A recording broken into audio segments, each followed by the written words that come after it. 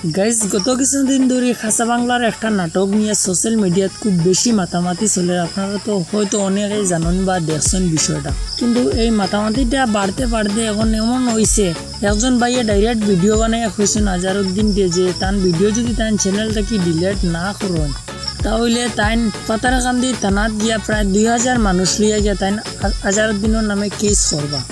তো সম্পূর্ণ ভিডিওটা আমি আপনার কাছে তুলিয়া ধরার চেষ্টা করবো যে কিতাটা কি কিতা হইছে বা না হইছে। তো ভিডিওটা লাস্ট পর্যন্ত দেখার অনুরোধ রইল।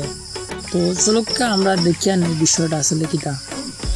আমার আজারউদ্দিন আমি এখন থেকে আমি 24 ঘন্টার টাইম দিয়া তোমার 24 ঘন্টার ভিতরে যদি স্পষ্টভাবে যদি আমাদের সম্মুখে এসে তুমি যদি ক্ষমা চাও না, আর ওই যে অশ্লীল যেগুলো ভিডিও তুমি ইউটিউবে জিও করছো আপলোড করছো যদি ডিলিট করো না, 24 ঘন্টার ভিতরে যদি ক্ষমা চাও না, স্পষ্টভাবে তোমার আমি বারবার জানাই আর আমি কমপক্ষে 2000 মানুষ লইয়া পাতারকান্দি থানাত গিয়া তোমার ব্যাপারে আমি এফআইআর দিমু।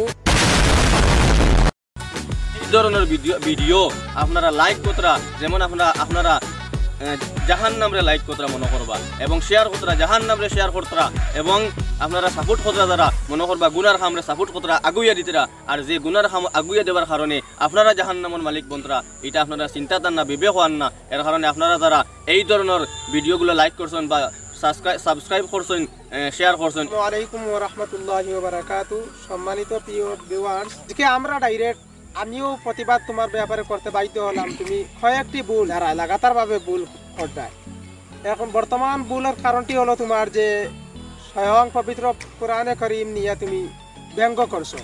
কারণ লিলাফি কুরাইশিন রে ইলা খারাসিন কইয়া একটা কথা কইছো তুমি স্বয়ং কুফরি তোমার এই বলা বলা মুফতি আলিমার জিকাই লিমানও তাকবো কিনা জানি না। তো যাই হোক, আমার লম্বা মাতার সময় নাই আর দরকারও নাই। লম্বা মাতি তোমার সাঙ্গ তুলতাম ও চাইয়ার না। আমি তোমার স্পষ্টভাবে আমি হুঁশিয়ারি দিতে চাই আর আমি এক সংগঠনের সদস্য হিসাবে, আমসার সদস্য হিসাবে এবং অন্যান্য সংগঠনও আমরা একতাবদ্ধ হয়ে আমরা তোমার ব্যাপারে আমরা লড়তে পারি। তুমি যদি স্পষ্টভাবে আমাদের সম্মুখে এসে যদি ক্ষমা চাও না এবং আল্লাহ পাক রব্বুল আলামিনের সামনে যদি ক্ষমা চাও না, তোমার ব্যাপারে আমি থানাতে কমপক্ষে 2000 মানুষ নিয়ে একটা এফআইআর করার চিন্তা নিব আমি। আর তোমারে আমি অনুরোধ করি তুমি আমার আর বেড়া লম্বা করানি লোয়াইও না, তুমি স্পষ্টভাবে আই একবার মাফ চাইলিও।